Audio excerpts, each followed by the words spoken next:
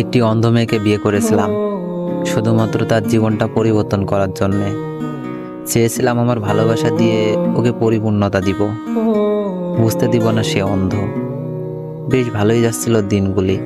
একদিন হঠাৎ আমার সেই অন্ধ বউ বলে উঠল, স্বামী, আমি এই পৃথিবী দেখতে চাই আমার চোখ দিয়ে, তোমার হাত ধরে এই পৃথিবীর বিভিন্ন স্থানে যেতে চাই।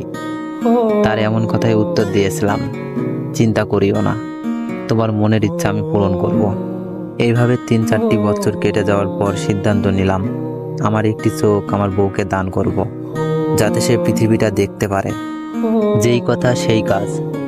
ডাক্তারের পরামর্শ নিলাম এবং আমার বউকেও জানালাম। প্রথমত এই কথাটি শুনে আমার বউ রাজি হয়নি, কিন্তু আমার অনুরোধে রাজি হয়েছে। এর ঠিক 2 মাস পরে একটি হাসপাতালে ভর্তি হলাম এবং আমার একটি চোখ আমার বউকে দিলাম। সুন্দরভাবে অপারেশন হলো। এরপরে বেশ ভালোই যাচ্ছিল দিনগুলি।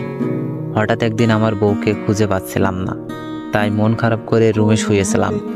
এমন মুহূর্তে আমার ফোনে একটি ভয়েস মেসেজ আসলো। ভয়েসটি শুনতে লাগলাম, কারণ এইটা আমার বউ ভয়েস দিয়েছে। ভয়েসটি ঠিক এমন ছিল, হাসিব, ভালো থাকিও, আসলে তোমার সঙ্গে আমার যায় না, কারণ তুমি কত কালো, অথচ আমি দেখতে বেশ সুন্দর এবং রূপবতী। সত্যি বলতে আমি একটি ছেলেকে ভালোবেসে ফেলেছি এবং তার সঙ্গেই পালিয়ে এসেছি।